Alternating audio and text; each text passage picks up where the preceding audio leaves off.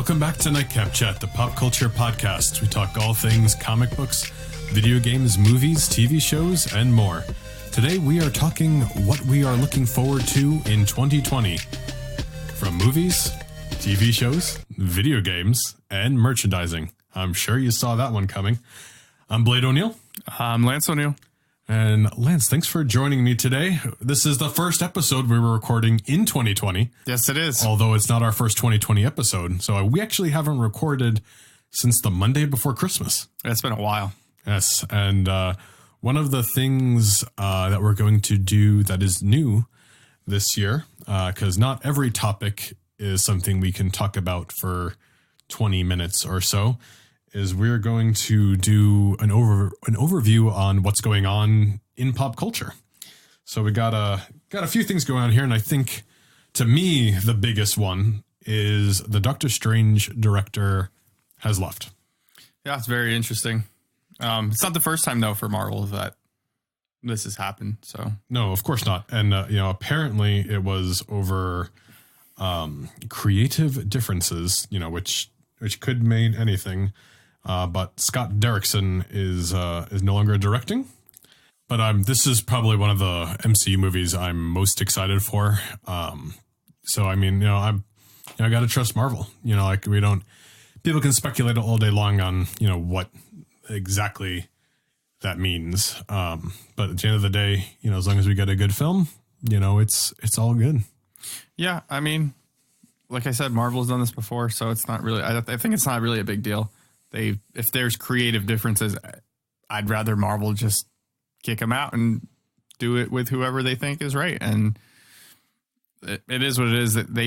I think they really can't mess up this film. And I think that was probably the biggest reason for this is probably because this is going to I think this movie is really going to set up a lot for the upcoming movies. So I think that they were probably being a little extra picky, or really wanted this to go a certain way. And if it wasn't going to go exactly how they wanted it, I think that's just what ended up, breaking the camel's back. I guess. I mean, as a director in these pictures, I mean, obviously Marvel has kind of a roadmap going forward. And if you're making a certain creative decision that is going to derail where the train is going, if you will, I can see, how that could be an issue. And, there's a good chance, that they're learning from, we'll call it mistakes like Iron Man 3, what they did with the Mandarin, because that could have been handled a lot differently and had different implications, within the world here. But now we're just finally getting the real Mandarin in a Shang-Chi movie. Yeah, I know. Super disappointing. Yeah. Well, before we dwell too much on that, this next thing is something you brought to my attention, and I actually don't know a whole lot about it. Okay, so the Houston Astros finally got their, their judgment day, I guess, today, or whatever you want to call it, their punishment for today, because of their allegations of them cheating in the 2017 playoffs and 2018 regular season, and possibly maybe 2019. They might have been cheating in 2019. Yes, but I think it was mainly just from the 2017-2018 year. But it was a long investigation that's been going on for months. Basically, what they were apparently stealing signs from the catcher. Stealing signs for like those what who pitch? don't know is like when the catcher gestures in between his legs, at the pitcher. Yeah, and he's telling him, "Hey, I want you to throw a fastball, breaking ball, whatever it is." And there's a lot of allegations about them taking those signs and somehow relaying it to the batter immediately, which, there is sign stealing in baseball, and it's actually like an accepted thing, but it's not accepted when it comes to the use of technology, if that makes sense. So, okay, and how was technology used? So technology basically, in this case, was being used by the bullpens in the outfield. Okay. I guess there's cameras or somewhere out in the outfield that were zoomed into the camera I'm sorry, not the camera, the catcher. Are you kidding getting me? the signs, and then they were somehow relaying the signs to another person, and then they would make a bang depending on a certain pitch. So the batter would know, okay, I know a changeup's coming. So you'd hear and right before the pitch is being thrown, so the batter knows, okay, this is a changeup. I probably don't want to swing at it, and So that's something you generally don't want to swing at. Yeah. Typically, I mean, that's probably gonna be a ball in the dirt or it's a garbage pitch you don't want to swing at. A changeup is a pitch that looks exactly like a fastball, and you go to swing at it, and it's way slower, and you don't realize it. Mm-hmm. So yeah, it's a pitch that you're probably just gonna want to spit on. Unless Unbelievable. It gets, That's unacceptable. Yeah. So it was this huge deal. But how is a player in the team, like, how are you don't you feel just so bad about that? Well, I think what it comes down to is, I mean, the manager's telling you to do it. It's it's your job, I guess. The better you perform, the more money you make, right? So you're making millions of dollars if you perform really well. But at what point is being the whistleblower, the better thing to do in this situation? I mean, because that's, first of all, it's the honest thing. Right. But you're betraying your team. Like, I don't know. That's just, I think it kind of, it falls under the, like I said, with, not that I think it was not that I'm siding with them. I don't think they should have done this. It's terrible. But in baseball, when you're playing baseball, you're always, when I played college ball, you always try stealing the signs from the other team. It's not like it's just a just new the way thing. They did it. That wasn't. Yes. So, like if you're on second, like if you're a hitter, I mean, if you're a base runner, right, and you're on second base, you can see what the catcher's doing. You can see the signs. So usually as a base runner, if you have a good team and you have good camaraderie and you guys are good at communicating, you'll be able to communicate what pitch is being thrown if you know their signs. Now, typically, like a catcher, he's going to throw down 5 signs, and then you have to kind of figure out, well, the pitcher's only going off of what he's doing the second sign he's throwing down. So the second sign's was a fastball, and he threw a fastball. So I'm going to go off the second sign. So when he throws his signs down again, and it's a breaking ball or something, you're going to have to do something at second base to make the batter know what the pitch is, but not make it so obvious that the catcher and the pitcher know that you're doing it. So it would be like little things like I would put my left arm up going towards second base. Like I was I was just taking a lead and trying to stay close to the base. But really my left arm being up was telling him that, hey, this is a breaking ball coming. I see. Okay. That makes sense. But anyway, let's get back to the punishment. So this punishment has been unprecedented. All right. Okay. So this is something that's huge. So after investigation, there was 60 interviews of staff, 70,000 emails were gone through and text messages. And Major League Baseball decided to suspend the manager, AJ Hinch, for a year and suspend the general manager, Jeff Lunau, for a year, as well as fine the Houston Astros $5 million, which is the maximum allotted fine that you could possibly do. And they also lost their first and second round draft pick of the 2020 year and the 2021 year. Wow. So right after this was announced, about like an hour later, the owner, who they said had no idea that any of this was going on, announced that he will no longer be, I guess he will be firing both the manager and the general manager. So They are no longer needed. So they will be, I guess, looking for a new general manager and manager after that. No kidding. So yeah, it was a big deal around Major League Baseball. And the one last little thing, I know some of us don't really care, but Alex Cora was a bench coach for that team. He is after that year, he ended up leaving and going to be the manager of the Boston Red Sox. Boston Red Sox are currently under investigation for similar allegations. So we'll see what happens with that. Wow. That is some crazy stuff going on baseball. On a more positive note, this episode came out Tuesday, recording it the Monday before. The Oscar nominations are out. I don't personally really care about the Oscars, but as far as pop culture goes, Avengers Endgame was nominated for 1 Oscar for Best Visual Effects. Whatever. So, I mean, that's good until you see that The Joker was nominated for 11 Oscars. And this, fun fact, this is the first time a DC movie got nominated for Best Picture. Great. Lance is very enthusiastic. I just don't care for the people who decide the Oscars. So yeah, no, I don't either. It definitely seems it's going to be a year for the Joker. I'm surprised that Endgame is only getting 1 nomination, and it feels like they would have done the Marvel movies have accomplished a lot. And, you can't always, win. And I understand these aren't Shakespearean works of art or anything, but just to give the studio some recognition by giving Endgame some awards, seemed to, would have been the protocol for that. And especially when you look at something like what happened with Return of the King. Right. Yeah. I mean, I don't know. Like, I know what the Oscars are supposed to be, but I don't know. I mean, really, what does it mean anymore to me? Kind of, there's so many awards too out there today. Mm-hmm. Like there's the Golden Globes and you have the MTV Music Awards or the MTV, fan awards and everything. Honestly, I feel like some of the fan awards are probably a little more impressive and important than anything else. Cause I think that's what the movies are for. They're for the fans and for the people. They're not for these people that are just deciding to pick these awards for whatever reason. Yeah, no, absolutely. And I definitely agree with you to an extent. And like, you just gotta feel good to be picked by the fans, right? Right. So that's what's going on in pop culture today. So now on to the regular subjects. And this is something I'm actually pretty excited about because we're talking about what we're excited about. I mean, quite frankly there. So we always talk about video games, comics, movies, TV shows.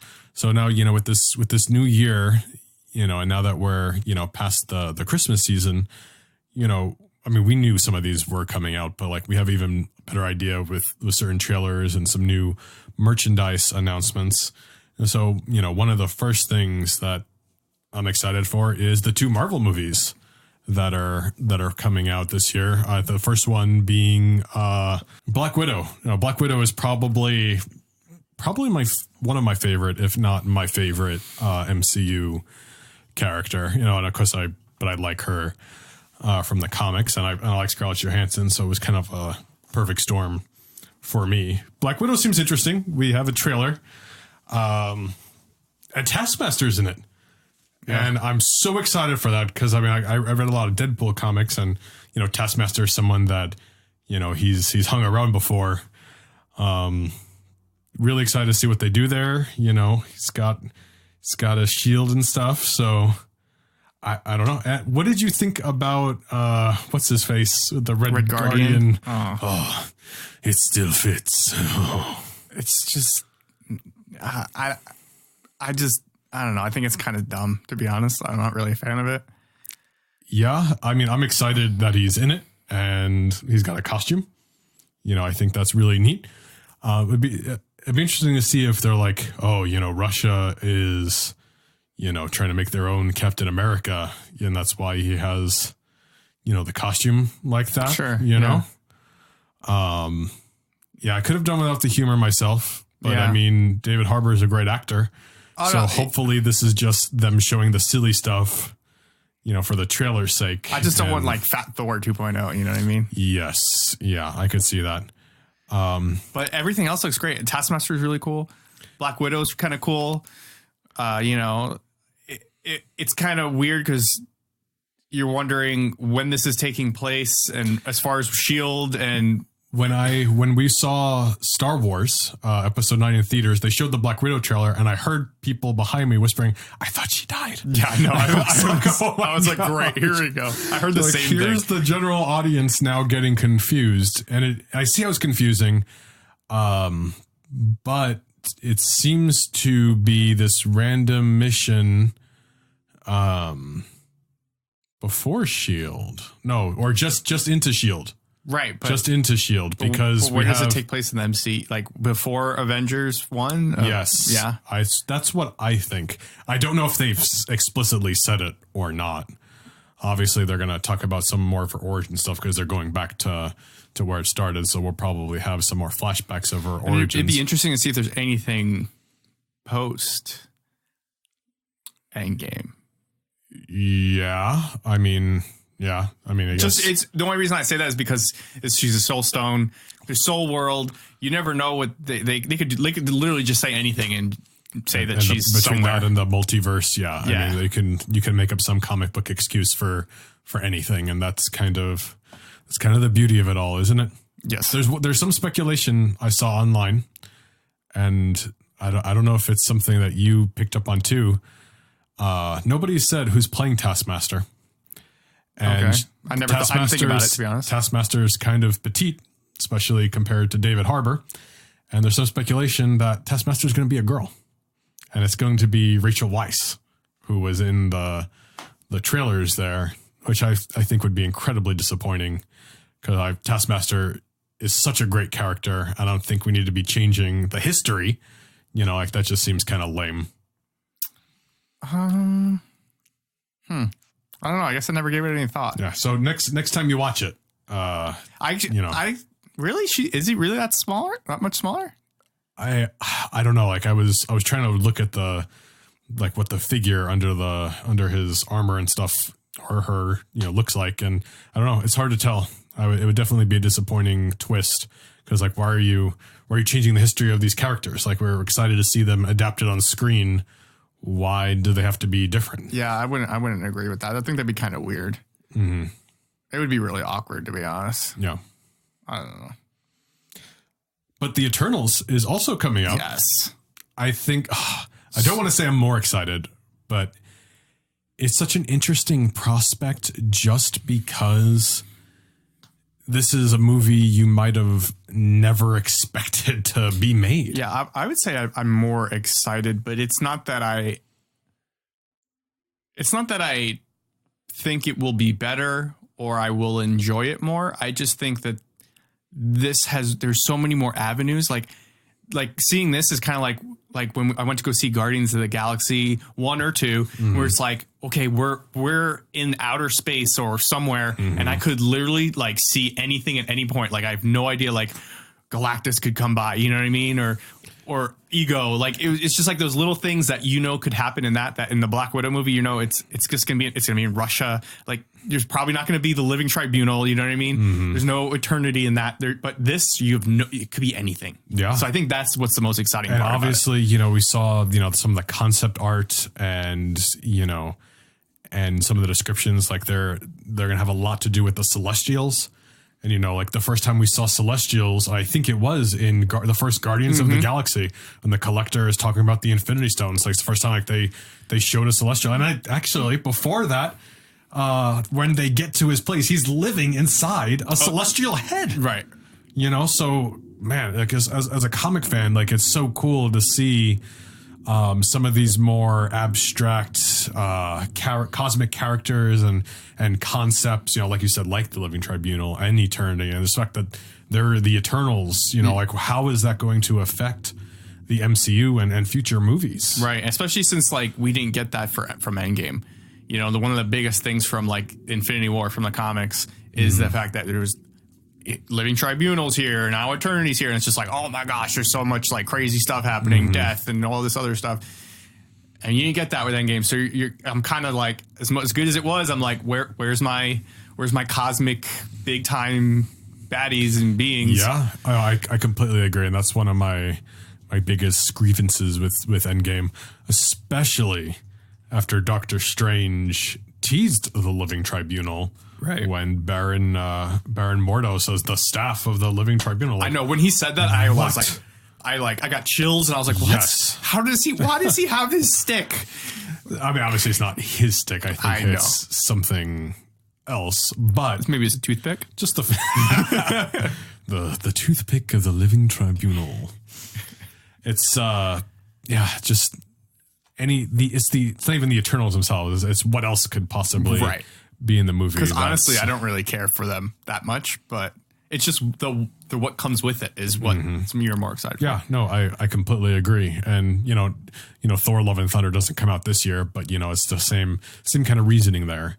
So on the DC side of movies, we have Birds of Prey and the Emancipation of One Harley Quinn, which is a really, really long title. I am actually pretty excited for this. I didn't know that was the actual title. I just thought it was Birds of Prey. I didn't know that there was another. It's on the title. I actually didn't. Wow. Yeah. That's crazy. But it makes sense because have you seen the latest trailer? No, I didn't see the latest one. Or any of the trailers, actually? I saw the first one, a little bit of the first one. So it's really, really seems like it's actually more of a Harley Quinn movie.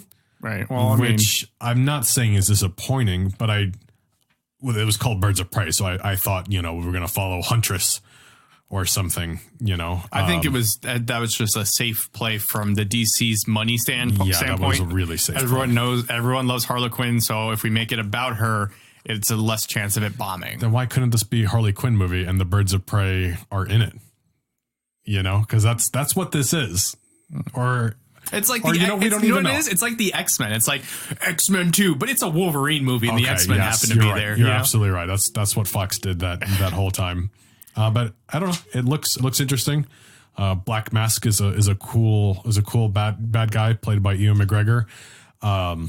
He's a great actor. It should be fun, and for whatever you think about Suicide Squad, I'm sorry, like I liked Suicide Squad. I know it gets a bad rap, but I liked it, and I think a lot of the problems might have been like the directing and the writing, but I really liked Margot Robbie as Harley Quinn. She was great, and I think she was the only good part of the movie for me. Well, Will Smith's Will Smith's always good, but them two were the only things I cared about the whole movie. And I think that the direction in this movie looks even better. I think she looks like she's doing an even better job as Harley Quinn. I don't think the direction could have gotten worse. That's for sure. Well, yeah. But I'm actually really excited for this. I think it'll be good. And I don't mean to shift back to Marvel movies because this probably isn't really. It is a Marvel movie, but it's not. Apparently, they're going ahead and releasing the New Mutants movie. Yes. So there is a new trailer. So there was I think I forgot to talk about it, but a few weeks ago or a couple months ago, the original New Mutants trailer turned 2 years old. Which is pretty crazy if you think about it, is that a big blockbuster movie like this released a trailer and had so much problems, with I'm going to reshoot, not reshoot, or whatever was happening. I got bought out by Disney and then we don't know if we're releasing it. Now this is coming out apparently still in April, but I didn't care about it too much before, but because of all this, like I really want to see it.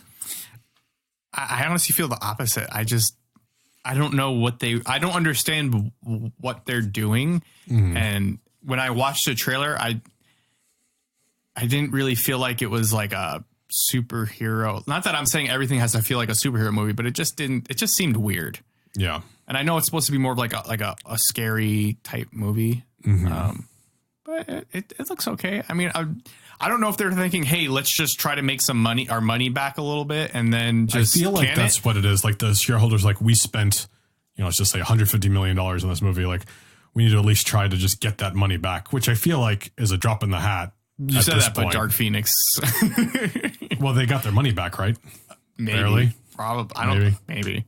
I don't know. With advertising, probably not.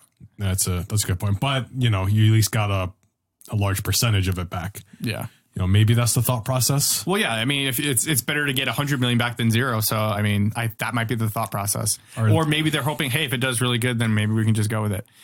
And then what? Incorporate it into the MCU? Yeah, and just put it in the snap. And Magic, I didn't realize Magic was even the star of it. I don't even know how I missed that the first time around. And I'm really excited to see her on the big screen.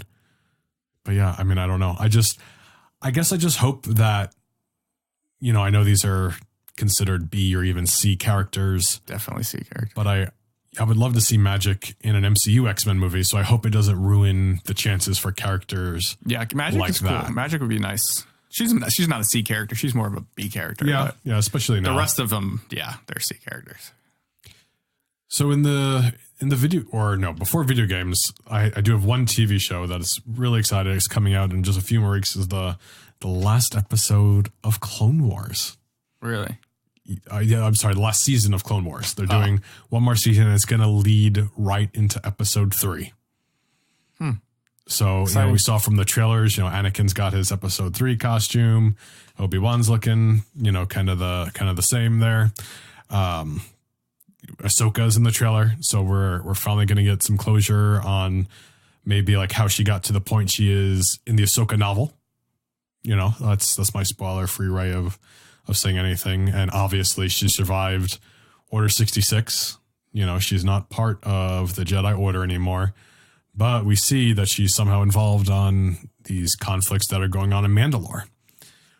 So, another thing is this going to tie into The Mandalorian at all? Or is this too far back? There's a lot of interesting things. It's going to tie into the initial cloning of Baby Yoda. No, that's not what it is. And it's 50 years. 50 years is before episode 1. So it's actually way too, it's way too new for that. Yeah, very exciting. I'm sure we'll be doing episodes on the new episodes of Clone Wars. And I think it's going to be released weekly.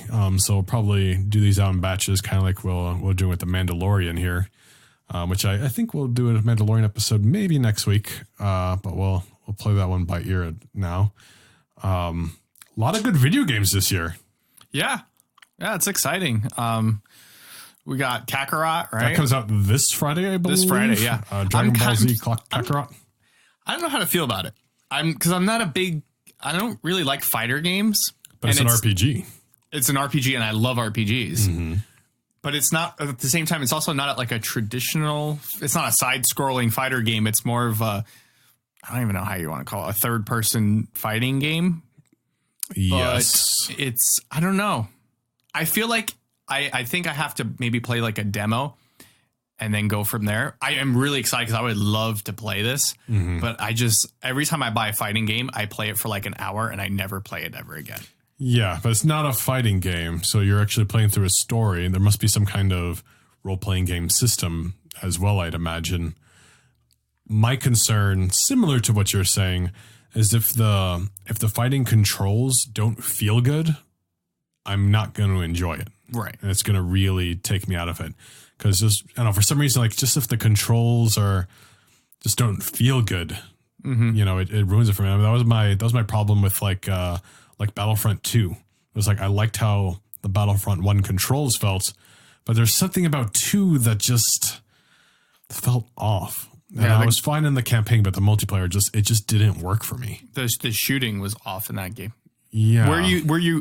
Where your crosshair was aiming and where the bullet was coming out of the gun, it was accurate, but it was only accurate at a certain distance, it seemed like. Because I feel like I would aim at somebody if they were far away, it would like go over their head. But if I was aiming and they were really close, I would shoot underneath them. It was really weird. I don't even know. I didn't even catch that much into it. But I mean, I couldn't get a feel for it. And it kind of died a slow, painful death in my box of games. Yeah, mine too. Speaking of the way shooters work, Halo Infinite. Yes. That looks exciting, kind of, sort of. I don't know. I bought Halo 4, I think it was. Yeah, it's gotta be, right? And talk about like I played it for a couple hours and that was it. There was something off. It felt like it was just Call of Duty. Yeah, that was the downfall of Halo. Halo 3 is where it peaked, and I loved the multiplayer for 3, and they even recycled it, in a subsequent game. Right. But it was there was something like it was like a classic, almost classic first person shooter. It wasn't that Call of Duty where it's like, oh, I'm going to aim at you, shoot, you're dead. Like it's a little more fun with the health bar and the shoot. Melee. Melee. Yeah. The sword. Like there was more, I don't know. And then there was the custom games that were fun. Exactly. And all the other silly things. Yep. It was great. Yep. The only, and Halo Infinite looks like, I don't know, it might be good. They didn't really show much. It was just like a typical like little teaser thing. Mm-hmm. But I don't know. They have to like blow it out of the water for me to even try to play it because they've been such a disappointment the past couple of years. But yeah, for whatever it's worth, at least they have re-released all the old Halo games. Yeah, but I mean they haven't released them all yet because they're putting them out in chronological order. But it's not in the order that they came out in; it's the order that they were supposed to be in as far as story goes. Mm-hmm. So unfortunately, the first game that you can play was Halo Reach. So you don't get to play Halo 1 off the bat because Halo Reach takes place before Halo 1. See, and that's what stopped me from subscribing because I wanted to play Halo 1. Right. Because I was a lot younger when Halo 1 came out, and I was a lot less good at video games, and I got stuck on the sixth level or whatever you want to call it, and I never beat it. And just the opportunity to play it again, older and better, more mature, and with my friends, I was really excited. And I was like, I played Reach on PC. Yeah. That's the best part, is that on PC, not just, you have to have an Xbox, PC, you can play it. It's pretty sweet. Well, I'll still be playing with my Xbox controller. Well, yeah, me too. I actually will be playing with a PlayStation controller on my PC. Oh, so a my PlayStation goodness. controller playing Halo is that's like a sin, goodness. right? Yeah, I think so. The video game I'm probably most excited for, but I love like all of the Lego games, is Lego Star Wars, the Skywalker saga. Really? Absolutely. First, I don't get me wrong. I love, I played the Lego games. I 100% them. I love them. But there's a better game, I think. Well, because you're biased, but I intentionally did not buy the episode 7 one because I knew there was going to be a bundle for the sequel trilogy.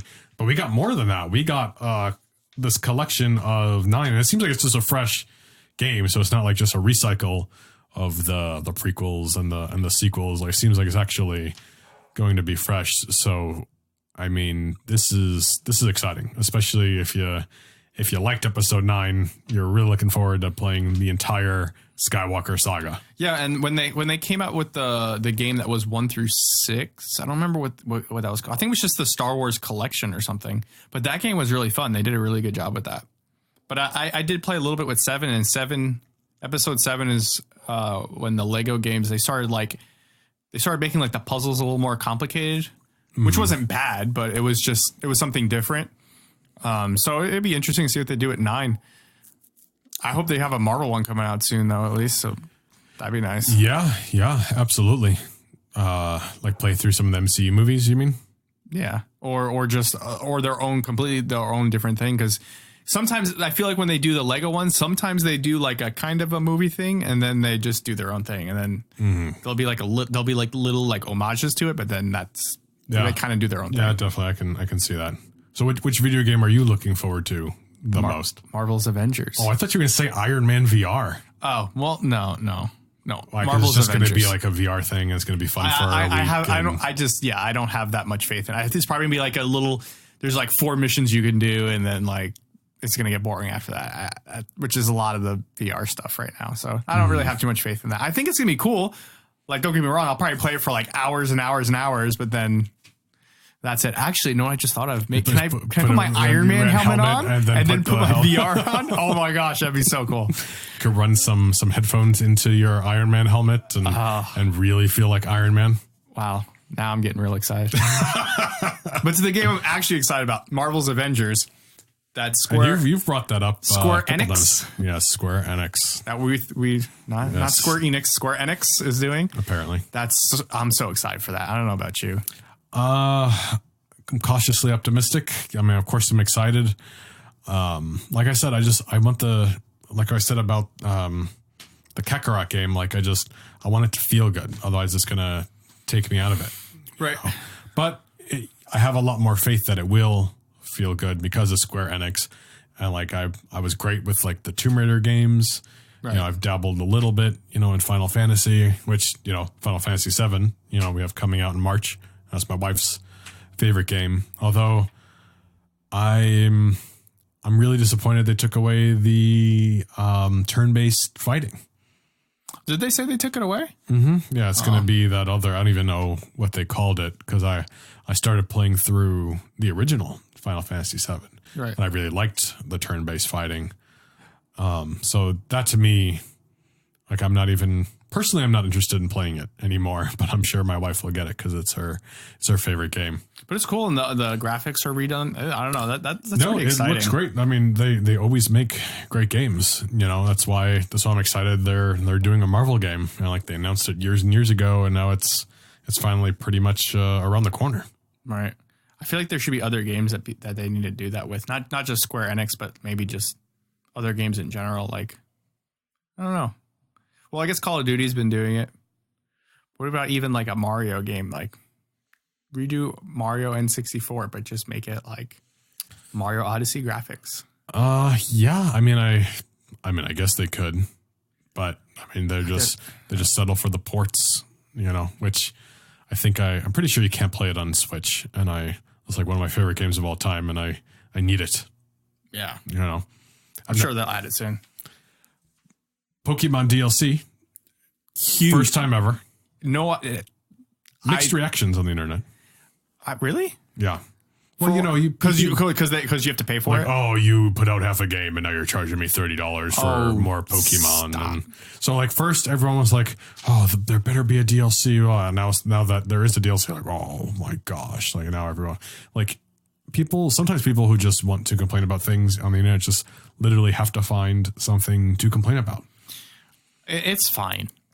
Like, as long as it's not just like, it's just Pokemon, or is it like Pokemon it's in a region too, right? It's in so the first one is like the Isle of Shield or something. Right. But it's like a whole, like a new place it's go like a to. new wild area. Right. So it's not like you're just getting like, oh, we're just dumping 200 Pokemon in your already existing game. They're giving you another place to explore. So I think there is something to that. Yeah. And I feel like, did you play the patch? They played that what patch? There's a new patch. Oh, the new patch that released Slowpoke and the whole no, thing. I haven't been able to know. Well, so there's something in that patch. Obviously, there's going to be something with the character or the characters that you come across in the respective games, and it was just a tease. Right. So something's going to happen with these new people. It's not just like, oh, I'm a person. And the other thing is, like, you don't really have to pay for it because you can trade for them. Yes. Because they said that you don't have to have the DLC in order to trade for them. So you don't technically even have to get it. You just would need to have someone else that has it. But people just can't complain. I was so happy. I was saying it all the time, this whole time, like, just give me a DLC. I'm fine. I'll be happy, more than happy to pay for like a little expansion for the game. Plus, I think it keeps the game fresh. Yep. Instead of I got all the Pokemon. Now what? What do I do? Try to get shinies. Okay. And then you kind of get bored of that. And then it kind of just gets stale. And then now that there's DLC coming out on shinies. Yeah, exactly. It's gonna come out perfect timing, and I think they're gonna do a good job. And I'm sure a few months maybe down the road they'll release more and more. Well, there's it's actually two DLCs. Right. The second one is like this wintry area, and that's gonna get a lot of like pretty much all of the legendaries from every game. And if you look at the area, I feel like it's not just gonna be like, oh, I'm gonna find the legendary. Like, if there's a little something to it, like solve a puzzle to unlock the Reggies or whatever, like that'll be fun. Yeah, that'd be cool. Yeah, they could do a lot of things. Pokemon, you can't really mess it up as long as you got the main Pokemon in there, and I can still catch them and fight them, and then whatever, doesn't really matter. No, just no Digletts with hair. Yes, absolutely. Some cool merchandise, has already come out this year, and we're obviously not done with announcements, but. It's like a week or two ago. I'm not the hugest Fantastic Four fan, but, Marvel's pulled a lot of Fantastic Four merchandise just because the rights were at Fox, so they haven't pushed anything. So, it was kind of cool to see the Fantastic Four finally as Pops, but what was even more cool was that they did a new Silver Surfer and Doctor Doom, and they did a Galactus. Yeah, it is so cool. I already had the older Doctor Doom and Silver Surfer, which were also cool. I had the old Silver Surfer. But the new Doctor Doom was pretty cool. New Silver Surfer was cool. New Galactus, though, awesome. Yeah. I'm just waiting for my 50-inch Galactus. Yes, that would be, yeah. 10. I hope a 10-inch Galactus is coming. It has. There's no. You can't make a Galactus pop and not do a Galactus. I subscribed to the Marvel Collector Core Fantastic Four for the end of January, just in the hopes, because there's already so many cool pops. Yeah. Like, I don't know, maybe they'll do a 6-inch Galactus and something. Well, I guess what else do you think they could do? A Watu? That's true. Oh, you know what I just thought of, and I really hope it's not Mr. Fantastic, but really stretchy. Oh no, that's even worse than what I was gonna say. I was gonna say, they're dumb like. Robot? The car? Oh, the Fantastic Four car with a little. Yes, I would be really disappointed. That would be so disappointing. That's what it is. I guess there could be cool things. Franklin? I don't know. Yeah, I would rather have like a different Doom or Galactus, Watu. It would need to be like a Galactus or. What's something cool that they've done? I mean, a Nihilus. That's certainly a possibility, Don't tease me. Right? Because especially with the rumors of him being in the MCU, in the next few years. I mean, it's possible.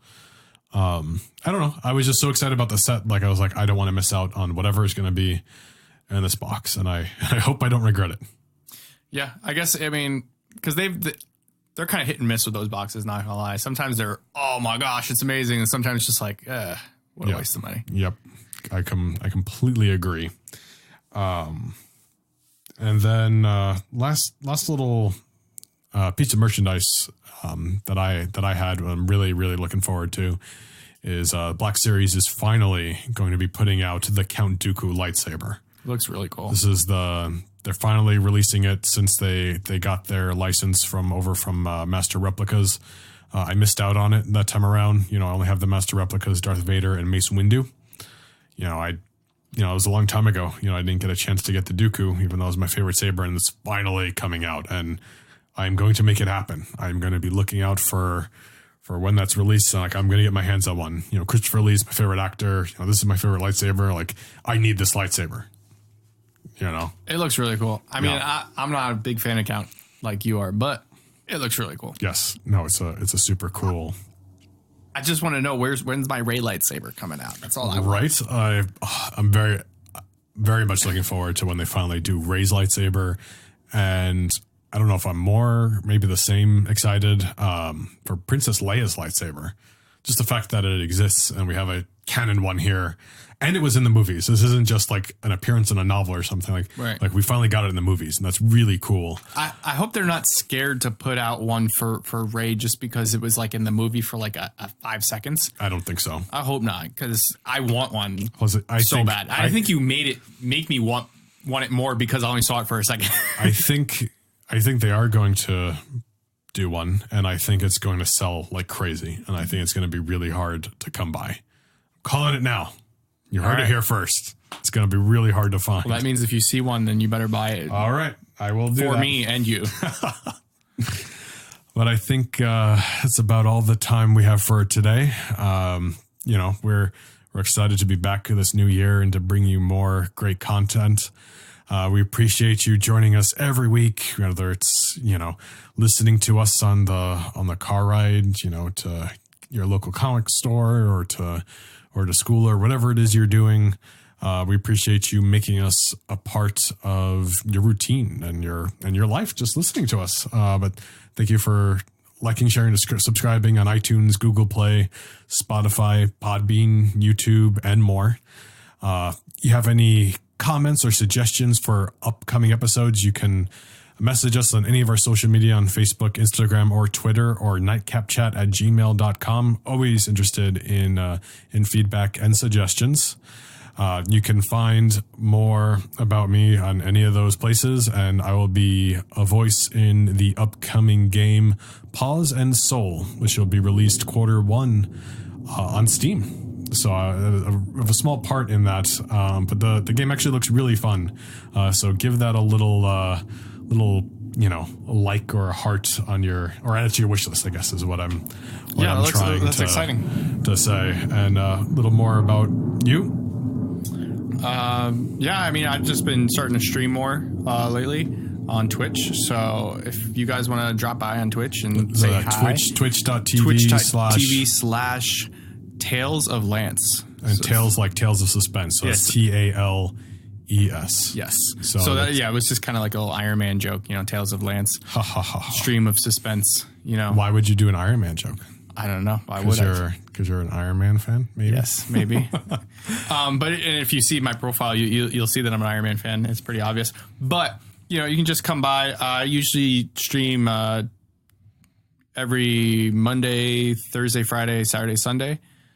Usually later in the day, except for Fridays. So usually I'm on like 3:30 to like 8 o'clock Pacific time.